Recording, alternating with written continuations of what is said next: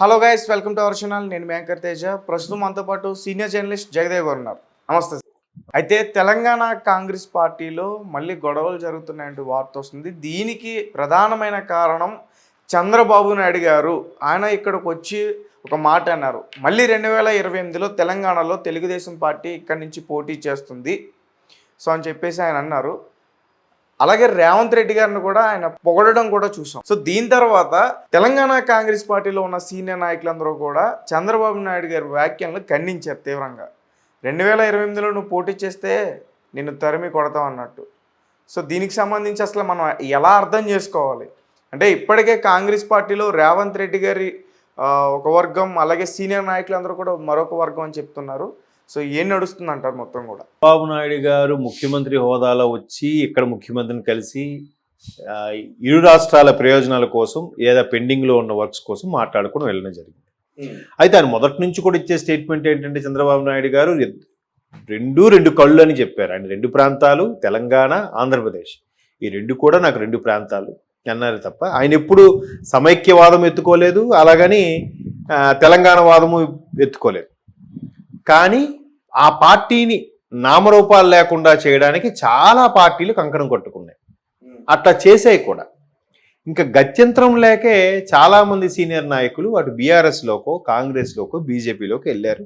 దాంట్లో భాగంగానే రేవంత్ రెడ్డి గారు కూడా కాంగ్రెస్లోకి వెళ్ళారు. ఇప్పుడు కాంగ్రెస్లో ముఖ్యమంత్రి కూడా అయ్యారు. బాగుంది. అయితే ఆయన మొదటి నుంచి కూడా రెండు ప్రాంతాలు, రెండు రాష్ట్రాలు, తెలుగువారంతా బాగుండాలి, ఇక్కడ నేను హైదరాబాదు, నేను సైబరాబాద్ అని ఒక సిటీని డెవలప్ చేశాను, నేను చేశాను, ఇలా చూశాను, నేనంతా ఇది చేశానని ఆయన చాలా సందర్భాల్లో ఆయన గొప్పలు చెప్పుకుంటున్నాడని అన్నా కొంత వాస్తవం అయితే ఉందిగా. ఇప్పుడు చాలామంది సరైన వాళ్ళని అడగండి, నిజంగా హైదరాబాదు ఓల్డ్ సిటీ అల్లర్లకు సంబంధించి కానీ, అంటే తెలుగుదేశం పార్టీ హయాంలోనే జరిగాయి కొన్ని, అంటే అది ఎన్టీఆర్ గారి హయామావా లేదంటే చంద్రబాబు నాయుడు గారి హయామా అని పక్కన పెడితే, తెలుగుదేశం పార్టీ వచ్చిన తర్వాత చాలా సమీకరణాలు జరిగాయి, చాలా సంస్కరణలు కూడా జరిగాయి. కొన్ని రకాల ప్రజలకు ఇబ్బంది పెట్టే ఇవి జాబ్స్ కూడా కొన్ని తీసేశారు. కరణీకం లాంటి జాబ్స్ కానీ, పట్వారీ వ్యవస్థ లాంటి జాబ్స్ కానీ తీసేశారు. తర్వాత కిలో బియ్యం రూపాయికి ఇవ్వడం, తర్వాత బాబు గారి హయాంలో శ్రమదానం అని, ఇప్పుడు సోకాల్డ్ స్వచ్ఛ భారత్ ఏదైతే ఉందో అది ఒకప్పుడు ఆయన శ్రమదానం పేరుతోనే చేసిందే. క్లీన్ చేసుకోవాలి, ఎక్కడిక్కడ శ్రమదానం చేయాలని, అలాగే ఈ నీటిని కాపాడుకోవాలని నీరు మీరు అని, జన్మభూమి కార్యక్రమాలని, ఎవరు జన్మభూమిని వాళ్ళు ఇదిగా చేసుకోవాలని, రకరకాలుగా మన పరిసరాలను శుభ్రంగా ఉంచుకోవాలని, తర్వాత సైబరాబాద్ సిటీని అప్పుడులో ఆయన తీసుకొచ్చి విజన్ 2020 అని అంటే ఈ ఐటీ ఏముందిలే, ఇది ఏం తిండి పెడుతుందా, రైతులకి వాటర్కి చూడాలి కానీ అన్నారు. ఒక విధంగా రాజశేఖర రెడ్డి గారి గెలవడానికి కూడా ఆ ఉచిత కరెంటు పథకమే మెయిన్ ప్లస్ అయింది ఆయనకి. పాదయాత్ర చేసిన తర్వాత ఉచిత కరెంట్ ఏదైతే ఉందో రైతులకి, అది బాగా వర్కౌట్ అయింది. ఆయన 2004 రాజశేఖర రెడ్డి గెలవడానికి కూడా కారణం అయింది. ప్రధాన కారణం అదే అని నా అభిప్రాయం. అయితే ఇప్పుడు చంద్రబాబు నాయుడు కానీ, అలాగే టీడీపీ కానీ తెలంగాణలో గ్రౌండ్ లెవెల్లో బలమైన పార్టీ క్యాడర్ ఏదైనా ఉందంటే అది తెలుగుదేశానికి. ఎందుకు? బేసిక్గా అందరూ కూడా ఎన్టీ రామారావు గారు అభిమానులు తెలుగు చలనచిత్రానికి సంబంధించి.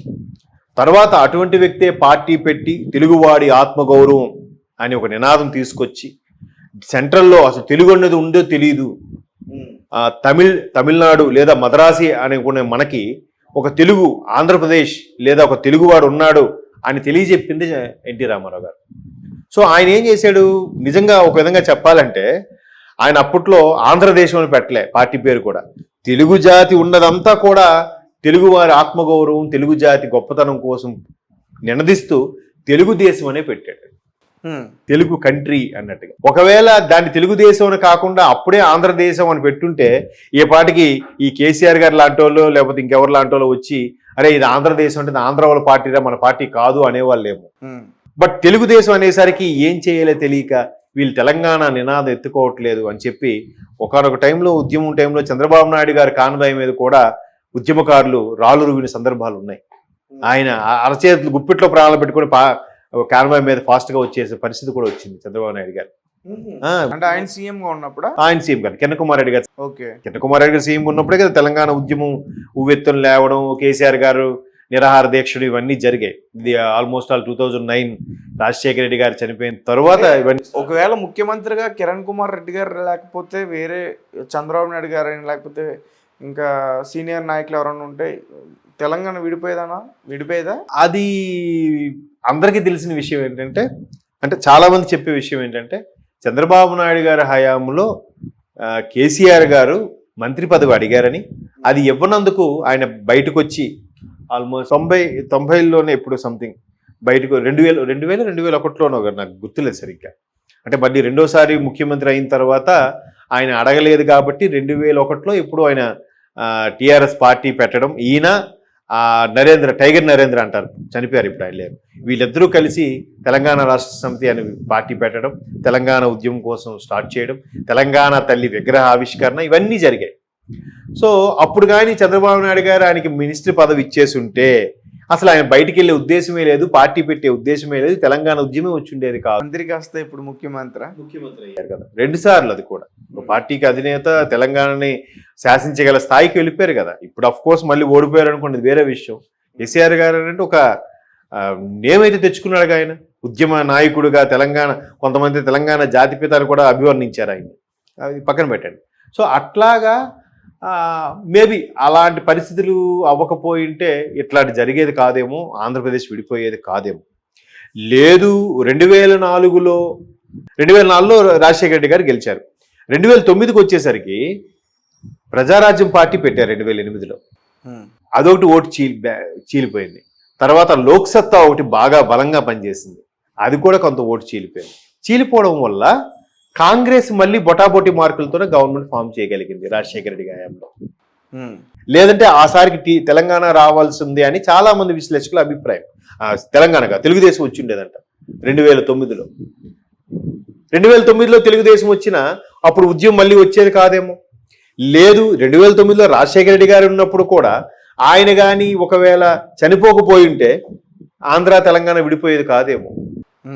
ఎందుకంటే రాజశేఖర రెడ్డి గారు కూడా ఏ స్థాయిలో కేసీఆర్ గారి మీద కానీ టీఆర్ఎస్ పార్టీ మీద కానీ ఏ విధంగా దుమ్మెత్తిపోసారంటే, అసలు మీరు కలిసి ఉండే ప్రజల్ని మీ విధంగా ఫీలింగ్ క్రియేట్ చేస్తున్నారు.